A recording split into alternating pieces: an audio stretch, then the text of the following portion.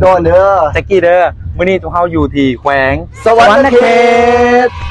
เนาะมื้อนี้เขามี1โจทย์ที่จะมาเลาะถามทุกคน ฮะ เรื่องเกี่ยวกับการมีสเปคเนาะเพราะว่าโดนเชื่อว่าทุกคนนี่จะมีสเปคอยู่แล้วเช่นว่าแจ็คกี้เองก็เนาะเดี๋ยวมาถามแจ็คกี้ว่าแจ็คกี้มีสเปคเป็นแบบไหน สำหรับสเปคของแจ็คกี้เนาะก็มีแต่เป็นคนที่แบบตัวน้อยอาหักเนี่ย นะครับคิ้ว บ่ขาวเกินไปบ่ดำเกินไป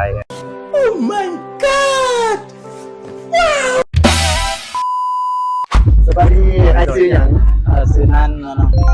เขาขอถามเองว่าไอมีสเปคบ่สเปคไอมีแบบไหน เป็นคนหมักคนจิตใจดีเนาะ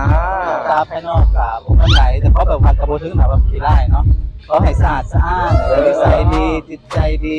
เป็นคนห่างสุขภาพนะเป็นคนแบบใจดี ฮะ สูงขาวประมาณตาสวยนะฮะพวกหัว ตอนนี้ไอเป็นที่โสด โอเค ตอนนี้ว่าโสด สบายดี ซื้ออย่างเจ้าซื้อหู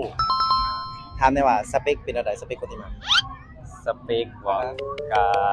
บางคนเรียกว่านิสัยดี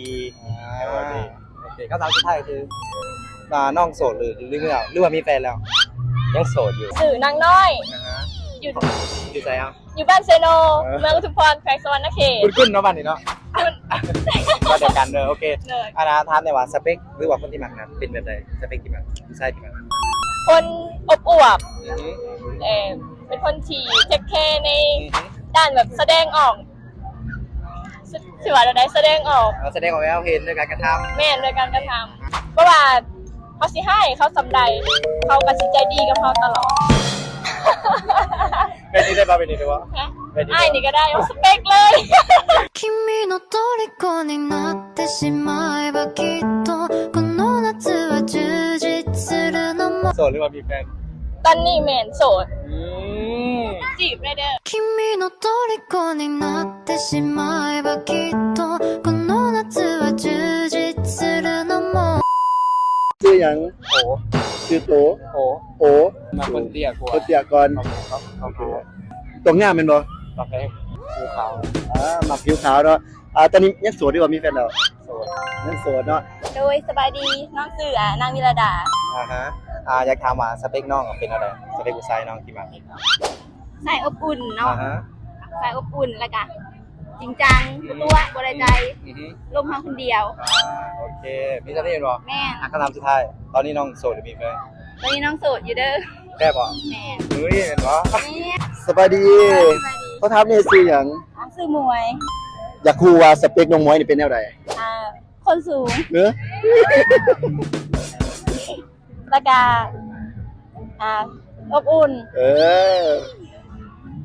อะไรกันใส่เสื้อสีขาว 君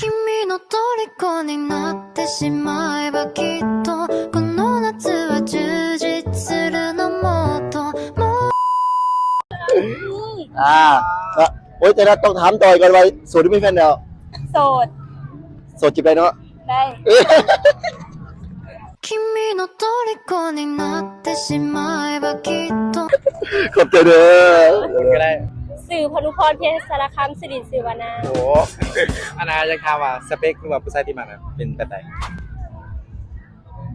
แบบนี้ได้บอก ฮะ แบบนี้ได้บอก จังหวะตกลมรักเป็นอย่างนี้เสี้ยววินาทีที่ได้พบ พวกเขาจะหน่อยก็ได้หรือว่าสู้สำนีก็ได้เนาะ ต้องสัมภาษณ์กันเลยเหรอเขาได้ใจเป็นอะไร นิสัยก็ดีกว่าเขาก็ได้เพราะว่าเขานิสัยกับบอดี้ปันใด ดีผิวเลยน้องก็ใช้ซีผิวแบบไหน ขาวก็ได้ การถามสุดท้ายก็คือ ตอนนี้น้องโสดหรือมีแฟนแล้ว ขึ้นอยู่กับคนถามมัน เอาสมมติเราไปถาม โสด100% Oh my god